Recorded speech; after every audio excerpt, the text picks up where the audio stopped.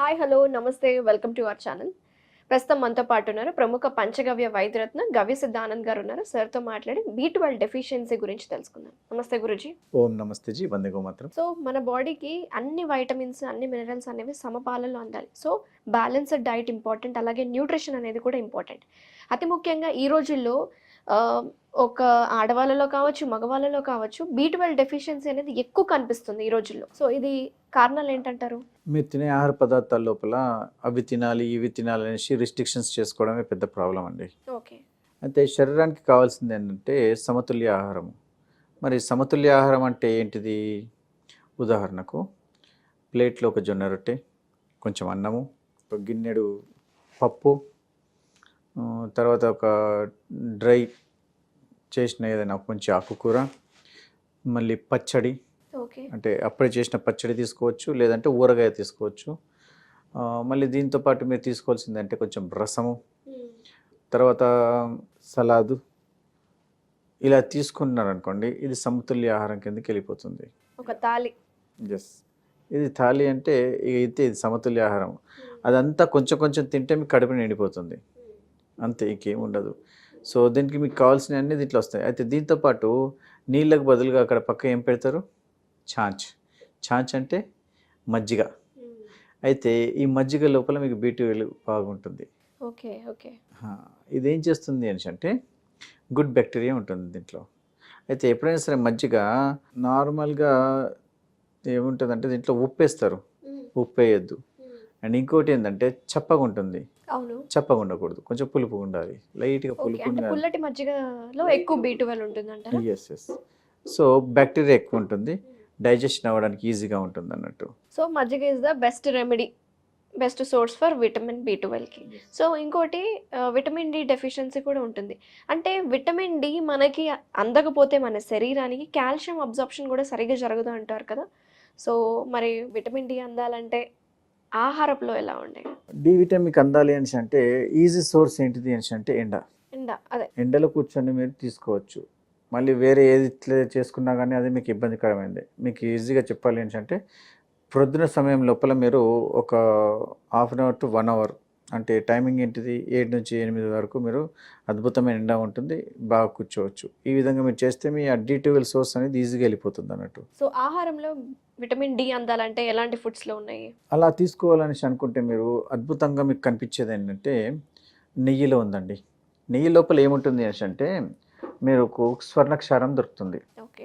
ఇది ఎక్కడి నుంచి స్వర్ణక్షారం దొరుకుతుంది అని అంటే మీకు ఆవు యొక్క మోపురం నుంచి దొరుకుతుంది.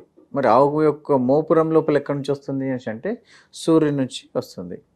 ఎప్పుడైతే సూర్యకిరణాలు ఈ ఆవు యొక్క మోపురం మీద పడి ఇది పాలలోకి వెళ్తుందో అప్పుడు పాలు అనేటి పసుపు వర్ణంలో మారిపోతుంది. ఓకే. ఆ పసుపు వర్ణంలో మారిపోయిన ఆ పాలని పెరుగుగా మార్చి ఆ పెరుగుని వెన్నగా తీసి దాన్ని కాచినప్పుడు మీకు వచ్చేది నెయ్యి. ఆ నెయ్యి సోర్స్ లోపల మీకు కావాల్సినంత పుష్కలమైన D విటమిన్ దొరుకుతుంది స్వర్ణక్షారం రూపంలో. అలాంటి వ్యక్తులు మీరు కంటిన్యూగా మీరు ఏం చేయొచ్చు అని అంటే భోజనం ముందు 2 స్పూన్స్, భోజనం తర్వాత 2 స్పూన్స్ తాగాలి. ఓకే.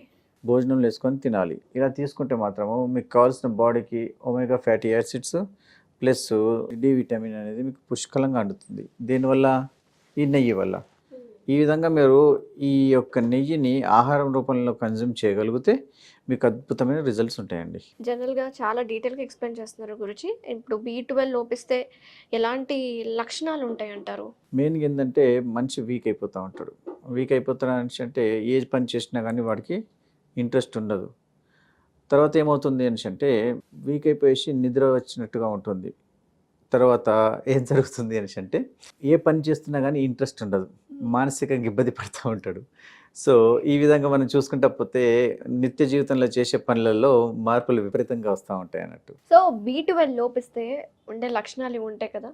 సో దీన్ని అధిగమించాలంటే మీరు చెప్పిన టిప్స్తో పాటు ఇంకెలాంటి లైఫ్ స్టైల్ చేంజ్ చేసుకుంటే మంచిది అంటారు? ఈ లైఫ్ స్టైల్లో మీరు మార్పులు తెచ్చుకోవాలని అంటే మీకు ఇక్కడ ఏముంటుందంటే మెయిన్గా యోగా, ప్రాణాయామము, ఇక మోడర్న్గా తీసుకోవాలి అని అంటే ఈ యొక్క జిమ్ములు, తర్వాత ఏరోబిక్స్, సంగీతము, ఇలాంటి వీటికి మొగ్గు చూపించాలి. అర్థమవుతుందండి. దీనివల్ల ఏమవుతుంది అంటే బాడీ అనేది యాక్టివేట్ అయిపోతూ ఉంటుంది. ఇంకోటి శరీరానికి కావాల్సినంత బాడీకి ఆక్సిజన్ అందాలి.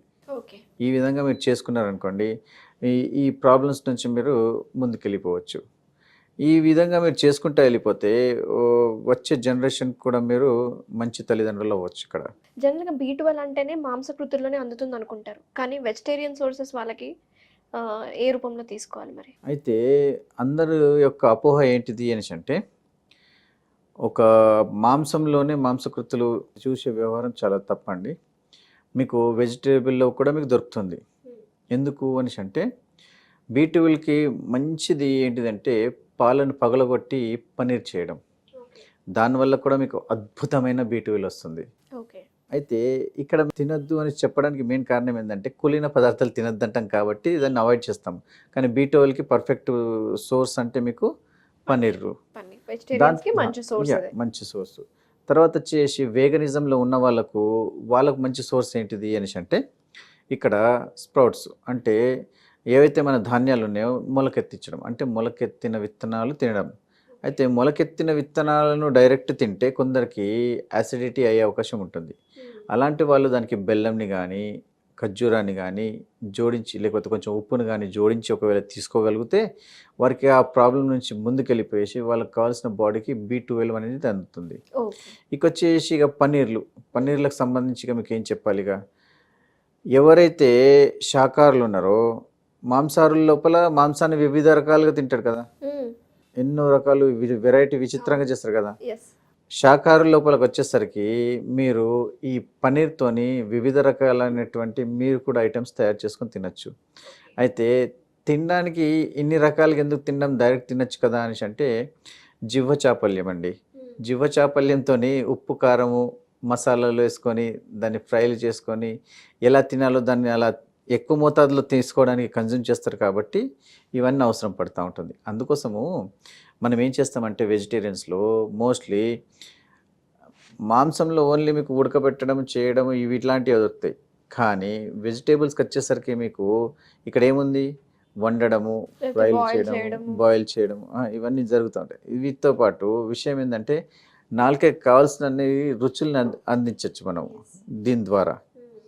ఇక్కడ అది చేస్తాం కాబట్టి శరీరానికి కావాల్సినంత పోషణ మనకు ఈజీగా అందగలుగుతుంది. ఒకవేళ ఈ వెజిటేరియన్స్ లోపల ఇలాంటి పదార్థాలు లేకపోతే మళ్ళీ ఇక్కడ మాంసం తినే వాళ్ళకు అస్తిత్వం లేదు. వారు తినలేరు, మీరు డైరెక్ట్ మాంసం కోసుకొని తినలేరు. సో అలాంటప్పుడు మీకు వెజిటేబుల్స్ లోపల ఉండే ఈ మాంసకృతుల్ని మీరు దగ్గర తీసుకోవచ్చు. దాంతోపాటు మినప్పప్పు కూడా తీసుకోవచ్చు, అద్భుతంగా పనిచేస్తుంది. ఇది కూడా శరీరానికి చాలా మంచిగా మాంసకృతులు ఉంటాయి. దీంట్లో బలం ఎక్కువ ఉంటుంది, B12 కూడా ఎక్కువ ఉంటుంది. బలం ఎక్కువ ఉంటుంది. అయితే మోస్ట్లీ ఏంటంటే మనము ఈ యొక్క విటమిన్స్ జోలికి వెళ్ళేదానికన్నా సంపూర్ణమైన ఆహారం తీసుకునేయాలి అనే కాన్సెప్ట్ లోపల వెళ్ళిపోతే మాత్రం మీ శరీరం అద్భుతంగా పనిచేస్తుంది. అప్పుడు ఆటోమేటిక్గా ఇవన్నీ ఇంబ్యాలెన్స్ ఉన్నాయి, బ్యాలెన్స్. దాంతోపాటు మీరు చేయాల్సింది ఏంది అని అంటే దినచర్య, బ్రహ్మముహూర్తం లేవడము, కాలకృత్యాలు తీర్చుకోవడము, సమయపాలన చేసుకుంటూ భోజనాన్ని కరెక్ట్గా తినడము, అంటే సూర్యోదయం అయిపోయిన 2 గంటల్లో భోజనము, మధ్యాహ్నం భోజనము, రాత్రి భోజనము సూర్యాస్తమయానికి 2 గంటల ముందు తినడము, మళ్ళీ సూర్యాస్తమయం తర్వాత భోజనం బంద్. ఏదున్నా కానీ వేడి లిక్విడ్ తీసుకోవాలి.